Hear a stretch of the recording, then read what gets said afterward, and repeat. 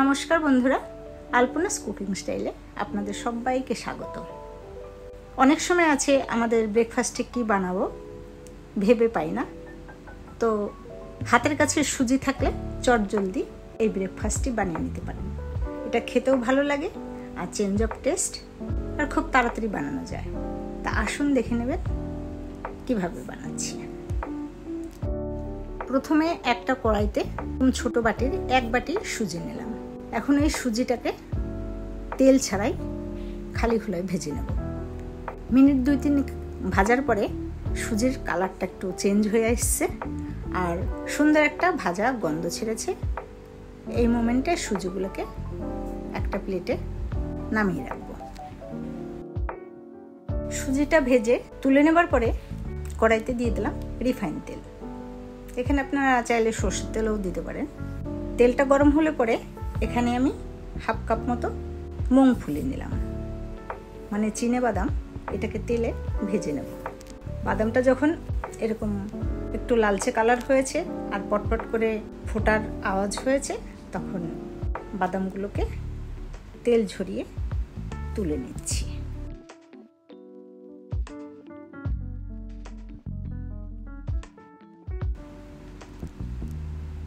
বাদাম তুলে নেবার পরে ওই তেলের মধ্যে কটা চামচ সর্ষে ফোড়ন দিলাম। তারপরে দিলাম কারি পাত্তা। কারি পাত্তা দিলে কিন্তু এই নমকিন সুজিটার টেস্ট খুব ভালো হয়। আপনাদের কাছে কারি পাত্তা না থাকলে নাও দিতে পারেন। কারি পাত্তাটা একটু ভেজে নেবার পরে কেটে নেওয়া পেঁয়াজ আর কাঁচা লঙ্কা দিয়ে দিলাম। এখন এটাকে হালকা কালার চেঞ্জ হওয়া পর্যন্ত ভেজে নেব। এখানে 1/4 চামচ পরিমাণ মতো লবণ দিয়ে দিলাম আর নামমাত্র একটু হলুদ দিলাম। পেঁয়াজটাকে লাল করে ভাজার দরকার নেই। পেঁয়াজটা যখন এরকম একটু কালার চেঞ্জ হয়েছে, এখন ওর মধ্যে জল দিয়ে দেব। তো আমি যে বাটিতে সুজি নিয়েছি, যতটা পরিমাণ সুজি নিয়েছি অতটা 3 পোর্শন জল দিতে হবে। তার মানে 3 বাটি এখানে জল দিয়ে দিলাম।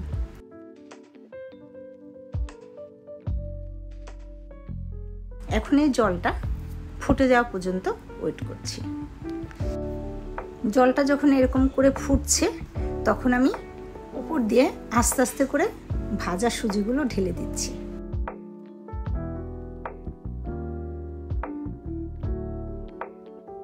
একসঙ্গে ঢাললে কিন্তু সুজিটা দলা ধরে যাবে, তাই অল্প অল্প করে ঢালছি আর চামচ দিয়ে মিশিয়ে নিচ্ছি। এইভাবে সব সুজিটা ঢেলে দিলাম আর চামচ দিয়ে নেড়ে যতক্ষণে জলটা শুকিয়ে যাবে এই অবস্থা পর্যন্ত ভালো করে নেড়ে নিচ্ছি। আর যখন জলটা টেনে গেছে তখন গ্যাসটাকে অফ করে দিয়ে ঢাকা দিয়ে 5 মিনিট মতো রেখে দেব। 5 মিনিট পরে ঢাকনা তুলে নিয়ে সুজিটাকে আর একবার ভালো করে মিশিয়ে নিলাম। এইবার সার্ভ করব। তো আমি এখানে একটা বাটির মধ্যে সুজিটাকে এইভাবে তুলে নিয়ে প্লেটের মধ্যে দিলাম আর ওপর দিয়ে কিছুটা মুংফলি মানে বাদাম ভাজা এইভাবে ছড়িয়ে দিলাম।